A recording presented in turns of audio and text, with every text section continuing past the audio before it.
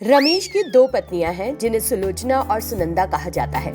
दोनों पत्नियों को एक दूसरे का साथ बिल्कुल पसंद नहीं है। सुलोचना रमेश की पहली पत्नी है, सुनंदा दूसरी। क्योंकि रमेश पैसे के लिए लालची था, दहेज लेने के लिए बिना ये बताए कि वो पहले से शादीशुदा है, उसने फिर से सुनंदा से शादी कर ली। बाद में इस मामले का पता लगने के बाद सुनंदा के माता पिता बहुत दुखी हुए, लेकिन क्योंकि अब शादी हो चुकी थी, सुनंदा उसकी दूसरी पत्नी के रूप में रहने लगी। कुछ दिनों के बाद सुलोचना ने एक बच्ची को जन्म दिया और उसका नाम रखा स्वप्ना। कुछ सालों के बाद सुनंदा ने भी एक बच्ची को जन्म दिया, उसने उसका नाम माधुरी रखा। दोनों बच्चियां अब बड़ी हो गई थीं। स्वप्ना 15 साल की हो गई है और माधुरी 10 साल की है। उसी समय दुर्भाग्य से माधुरी की मां सुनंदा की बीमारी से मृत्यु हो गई और वो अकेली हो गई। अगर पिता घर पर है तो भी उसे उसकी कोई परवाह नहीं। वो हमेशा मजे करता रहता है, लेकिन बच्चों की परवाह नहीं करता। सुलोचना ने हमेशा स्वप्ना को माधुरी और सुनंदा के बारे में गलत बातें बताई, इसीलिए स्वप्ना को कभी भी सुनंदा और उसकी बेटी माधुरी पसंद नहीं आई। एक दिन स्वप्ना अपने कमरे में लेटी हुई थी, तभी उसे माधुरी के सुबकने की आवाज सुनाई दी।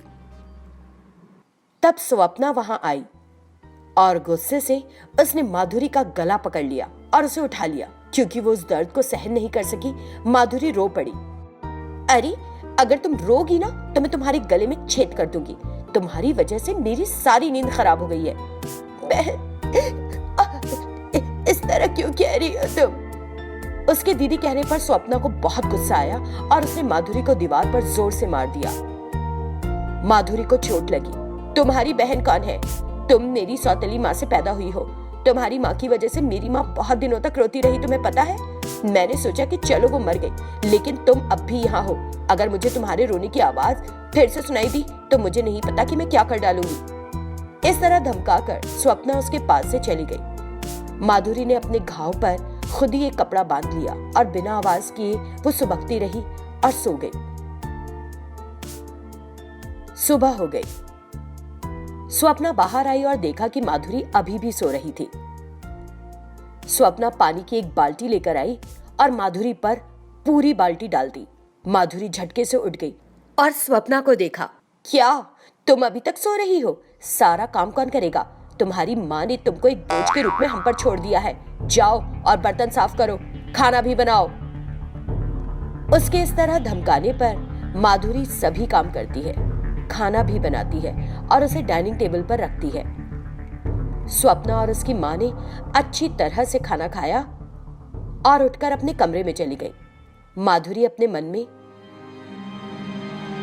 मुझे बहुत भूख लगी है, मैं खाऊंगी अब।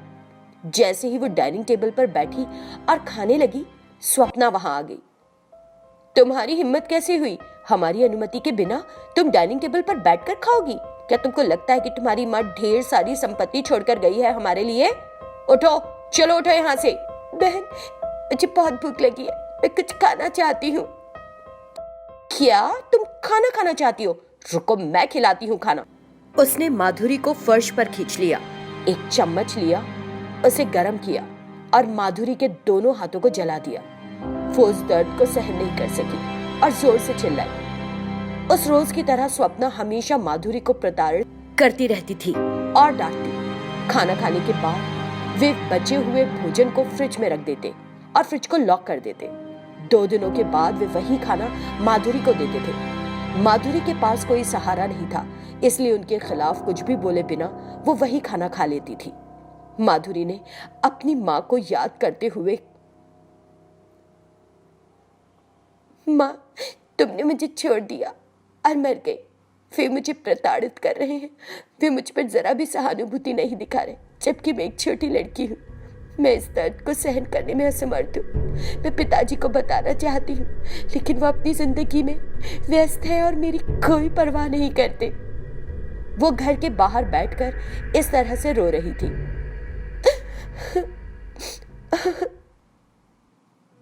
तभी वहां स्वप्ना आ गई।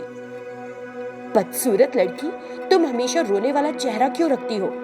तुम दिन में 3 बार खा रही हो। तुम्हारे लिए क्या कमी है? रो क्यों रही हो? अगर कोई देखेगा तो सोचेगा कि हम तुमको सता रहे हैं। तुम ये सब जानबूझकर कर रही हो।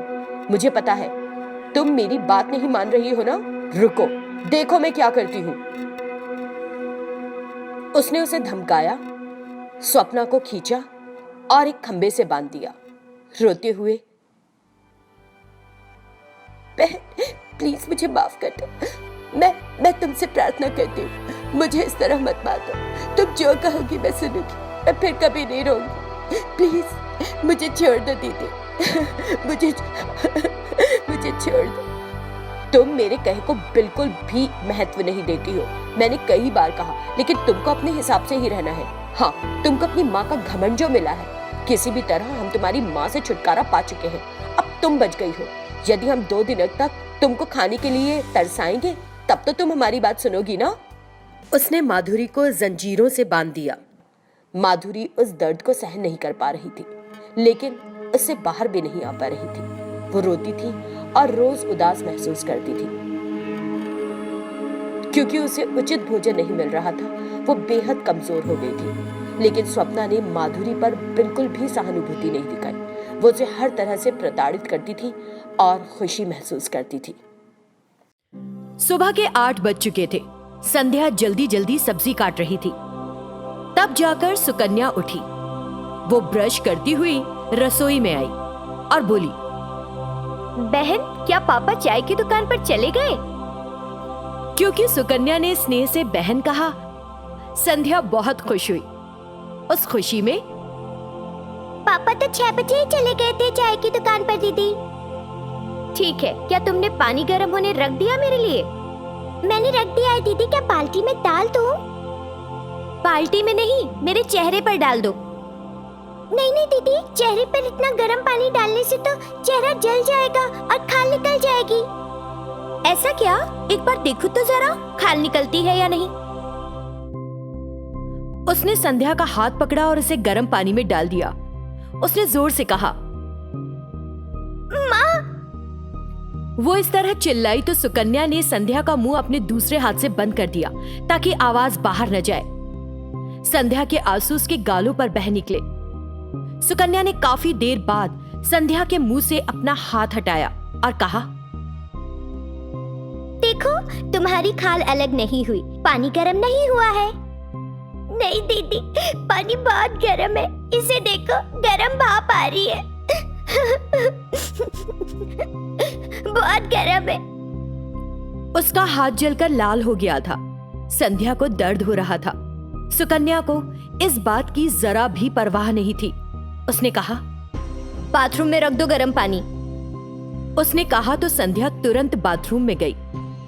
एक बाल्टी लाई, बाल्टी में पानी डाला और उसे बाथरूम में रख दिया। जब तक मैं नहाकर वापस आऊं टिफिन तैयार हो जाना चाहिए, नहीं तो। बिल्कुल देर नहीं होगी दीदी, तुम आओ नहाकर। जब तक तुम आओगी सब कुछ तैयार होगा। सुकन्या नहाने के लिए चली जाती है। जले हुए हाथ से संध्या रसोई से टिफिन और अचार लेती है और उन्हें खाने की मेज पर रखती है। संध्या अपने जले हुए हाथ को देख रही थी जो बहुत जलन कर रहा था और चुपचाप सुबक रही थी। मैंने सोचा था अगर मैं जो वो कुछ कहती है सब कुछ करती रहूंगी तो वो मुझे अच्छे से रखेगी, लेकिन वो मुझसे नफरत करती है और मुझे सताती है। संध्या सब सोचकर दुखी महसूस कर रही थी। इसी बीच सुकन्या नहा ली और नाश्ते के लिए खाने की मेज के पास कुर्सी पर आकर बैठ गई। संध्या ने सुकन्या को नाश्ता परोसा। सुकन्या ने उसे एक और खाया और तुरंत संध्या के चेहरे पर थूक दिया और गुस्से से, ये कैसी चटनी है? नमक और मिर्च जरा भी नहीं है, बिल्कुल स्वाद नहीं है इसमें। वो थाली में रखी सभी इडली संध्या पर फेंकती है। संध्या आंखें बंद कर लेती है और उसे बहुत दुख होता है। रात के 11 बज रहे थे। मल्लेश अपने कमरे में सो रहा था। सौतेली बहनें सुकन्या और संध्या एक कमरे में थीं। सुकन्या बिस्तर पर सो रही थी और संध्या फर्श पर।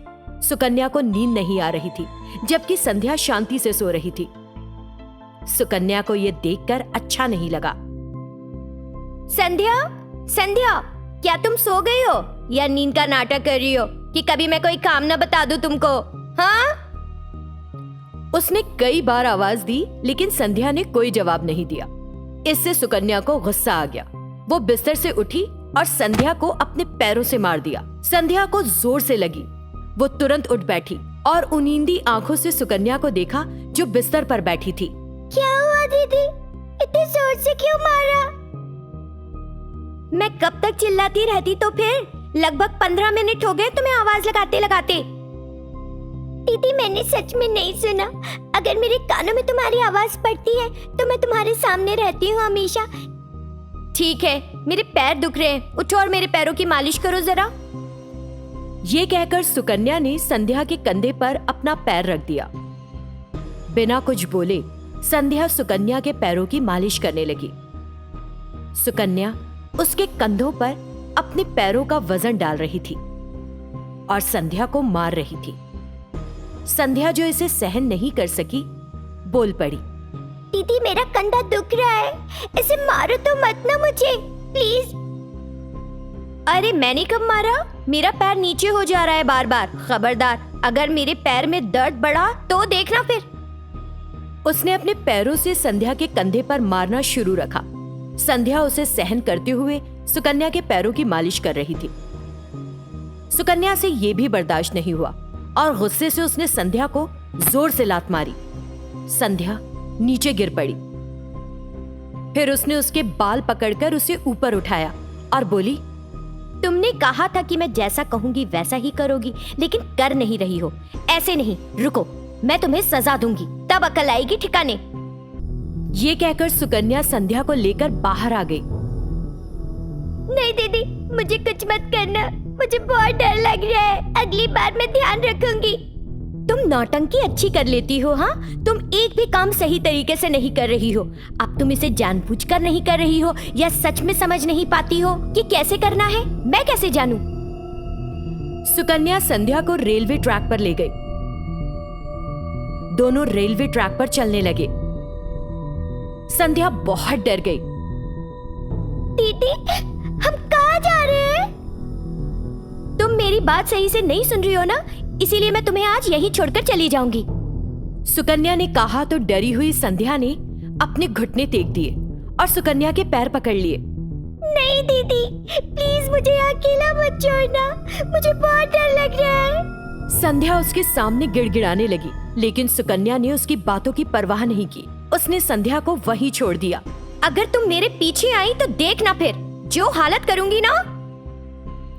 उसने कहा और रेलवे ट्रैक पर चलते हुए वापस घर जाने लगी। संध्या वहीं खड़ी रही और डर रही थी। सुकन्या जो रेलवे ट्रैक पर चल रही थी, ट्रैक पार करते समय अचानक उसका पैर पटरियों के बीच फंस गया। मॉम! सुकन्या जोर से चीखी।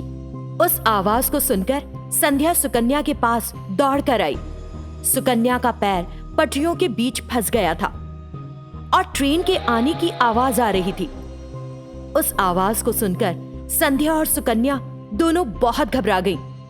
ओह, मैं संध्या को डराने धमकाने के लिए यहाँ लाई थी, लेकिन अब मेरा पैर ही पटरियों के बीच फंस गया। ट्रेन भी आ रही है शायद। संध्या और सुकन्या दोनों पसीने पसीने हो रही थी।